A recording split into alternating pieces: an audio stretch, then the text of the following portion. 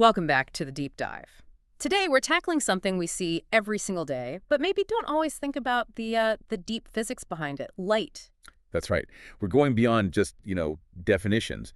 We want to explore how light actually behaves, how it bounces, how it bends, and how those simple rules lead to some really complex and, frankly, beautiful phenomena. We've got some fantastic source material to guide us today, really detailed notes. Yeah, huge thanks to physics teacher Hakaveli Torun for compiling such a comprehensive set. It gives us a great structure to work with. Absolutely. So our goal for you today is to connect the dots between the basic laws, reflection, refraction, total internal reflection dispersion, and what you actually see. Exactly. Moving from the textbook to the real world. Okay, let's dive in. The simplest interaction first, reflection. Makes sense? The law of reflection. It's elegant, really. When you look in a mirror, that's it, right? The angle the light comes in at Angle of incidence. is exactly the same as the angle it bounces off at. The angle of reflection? Measured relative to the normal, that imaginary line perpendicular to the surface. Perfect symmetry. And that perfect mirror-like reflection, that's called specular reflection. Specular, yeah. It happens on really smooth surfaces. I think polished metal, still water, or a good mirror. Parallel light rays come in, parallel light rays bounce off. And that's why in a flat mirror, your reflection looks like it's behind the mirror. Same size, same distance away. Precisely. It's a virtual image. The light isn't actually starting from behind the mirror. Right. But your brain traces those reflected rays back in straight lines and perceives the image back there. Okay, simple enough. Yeah. But then, why isn't everything a mirror? I mean, I can see this table, my hands, this microphone. They're not shiny. Ah, good question.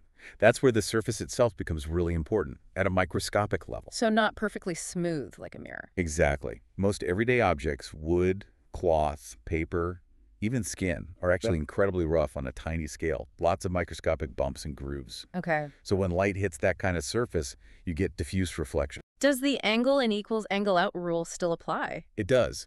For every single tiny point on that rough surface, the law holds true. But because the surface is uneven, the normal line is pointing in all sorts of different directions at each point. I see. So parallel rays coming in hit all these different tiny surfaces. And they get scattered in every direction imaginable.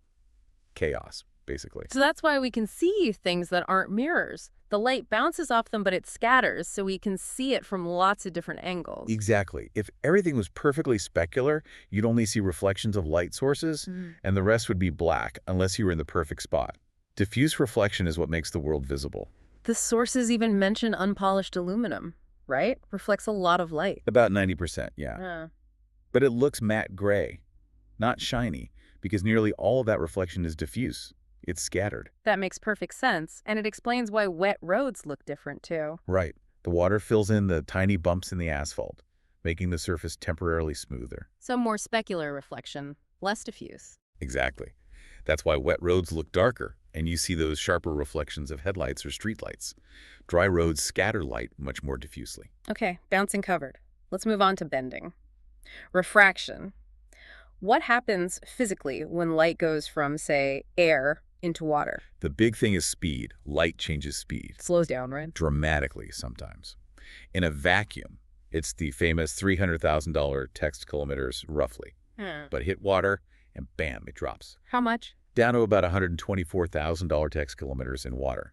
That's a significant slowdown. And that change in speed is what makes it bend. And we measure that slowing down with the index of refraction? Or? Yep, and it's just a ratio, speed of light in a vacuum divided by the speed in the material. So Water's N is about 1.33 then? Around there, yeah. Higher N means slower speed and generally more bending. And the actual angle of the bend is governed by Snell's law.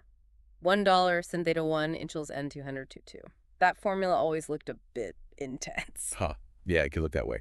But visually, think of it like this. Light wants to take the quickest path. The path of least time. Exactly. When it goes from a faster medium, like air, low N, to a slower one, like water, high N, the quickest path involves bending towards the normal line. Okay, towards the perpendicular. And if it's going the other way, from slow to fast, like water back into air, it bends away from the normal. You got it. Away from the normal. That simple bend creates some really weird visual effects. It's like things underwater looking shallower than they are. That's a classic example. A fish in a pond, or the bottom of a swimming pool. The light rays coming from the object bend away from the normal as they leave the water and enter your eye. So your brain traces them back. and straight lines and perceives the object as being higher up, closer to the surface than it really is. A virtual image again, in a sense. But the really mind-bending stuff happens with atmospheric refraction, right? Air isn't uniform. Not at all. Temperature changes air density, and density changes the refractive index. Hot air is less dense than cold air. So light bends as it goes through different temperature layers. Precisely. Our atmosphere acts like a giant, weak, and often distorted lens.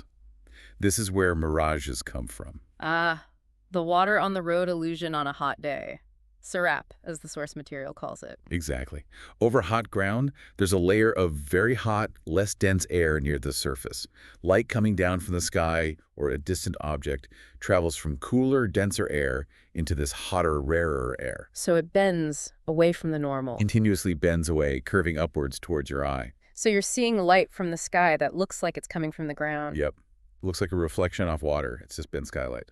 Wow. And this even affects things like sunrise and sunset. It does. The sources point out that when the sun is very near the horizon, the atmosphere bends its light downwards. Meaning we see the sun for a bit longer than we technically should. That's right. It makes the sun appear slightly higher in the sky than it actually is. We can still see it even when it's geometrically just below the horizon. Also makes it look a bit flattened. Okay, so we have reflection, bouncing, and refraction, bending. What happens when we combine them in a special way? Total internal reflection. TR. TR is fascinating, but it has strict conditions. First, light must be trying to go from a denser medium to a less dense medium. So like from glass back into air, or water into air. Exactly. High into low. And the angle matters. Critically. Remember, going from dense to less dense, light bends away from the normal. As you increase the angle, the light hits the boundary, the angle of incidence. The angle it bends at gets steeper and steeper. Right. Until you reach a certain point, the critical angle, if your angle of incidence is greater than that critical angle, If the light can't get out. it can't refract out. Right. Snell's law would require an angle greater than 90 degrees, which isn't possible. So instead, all of the light, 100% of it, reflects back inside the denser medium. 100% reflection, no loss. Essentially zero loss at the reflection point itself. It's a perfect bounce, way better than any physical mirror. And this is the magic behind fiber optics. Absolutely. Optical fibers are thin strands of glass or plastic. Light pulses carrying data are sent down the fiber at an angle greater than the critical angle. So they just keep bouncing off the inside walls. Perfectly. Over and over again, following the curve of the fiber, traveling huge distances with incredibly low signal loss. It revolutionized telecommunications. And it's used in optical instruments too, like binoculars, instead of mirrors. Often, yes. Prisms designed to use TR can redirect light beams very precisely, like turning them 90 or 180 degrees. Why prisms instead of just good mirrors? Efficiency and durability. Yeah. Even the best mirrors only reflect maybe 95% of the light, and their coatings can degrade. TR inside a prism is practically 100% efficient, and since the reflection happens internally, it's protected from dust and oxidation. Very stable. Okay, this is great. We've got bouncing, bending, perfect bouncing. Now let's put it all together for the grand finale. Colors and rainbows. We need one more piece, right? Dispersion. Dispersion is the key to color separation. It turns out that the refractive index of material isn't exactly the same for all colors of light. Wait, so the speed of light in glass or water depends on the color of the light? Slightly, yes. Different frequencies or colors travel at slightly different speeds through the medium. Which means they bend by slightly different amounts. You got it. The sources confirm that red light, with its longer wavelengths, bends the least. Violet light, with the shortest visible wavelength, bends the most. So when white light, which is a mix of all colors, enters a prism, Each color bends by a slightly different angle. They get separated, fanned out into a spectrum. That's dispersion. and a rainbow is basically millions of tiny water droplets acting like prisms in the sky. Exactly. It's a beautiful combination of everything we've discussed. Refraction, dispersion, and total internal reflection, all happening inside individual raindrops. So walk us through the primary rainbow. Light hits a raindrop. Okay, first, sunlight enters the front of the raindrop. That's refraction and dispersion. The colors separate slightly as they enter. Red bending least, violet most. Right. Then the separated colors travel to the back of the raindrop and hit the inner surface. Oh. If the angle is right, greater than the critical angle for water to air. Total internal reflection. It bounces perfectly off the back. Yep. Then the light travels back to the front surface of the raindrop and exits, refracting again as it goes from water back to air. refracting again and dispersing a little bit more, separating the colors even further before they reach your eye. And the geometry of all that bending and bouncing means we only see specific colors from specific angles. That's why it's an arc. The physics works out so that you see the violet light coming from droplets at an angle of about 40 degrees from the point opposite the sun, and red light from droplets at about 42 degrees.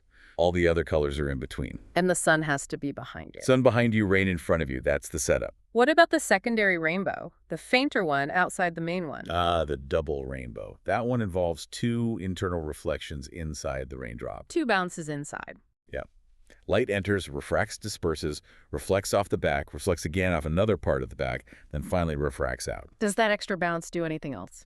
It reverses the order of the colors. So the secondary rainbow has red on the inside and violet on the outside. And is higher in the sky? Yep. Appears at angles between about 50 and 52 degrees. And it's always fainter because light is lost at each reflection. Even TR isn't perfectly 100% over infinite bounces, and more light escapes during the two refractions. Incredible. Just amazing how these fundamental rules, these interactions of light with matter, build up to create something so complex and beautiful. It really shows the interconnectedness. Yeah. Reflection, speed changes, bending, bouncing perfectly inside a tiny drop of water. It all comes together. And we really appreciate having such detailed source material, again, thanks to Physik Rutmeni Hakaveli Torun, to help us trace these connections. Definitely. Having that solid foundation makes exploring these ideas much clearer. So it all hinges on light-changing speed when it enters different materials, which leads us to a final thought for you, our listener, to chew on. Imagine the universe where light traveled at the exact same speed everywhere. In air, water, glass, vacuum. All we see, the refractive index would always be exactly 1. So no bending, no refraction, no dispersion. Yet at all. If that were the case, thinking back on our discussion today, what common everyday visual things we rely on or marvel at would simply cease to exist?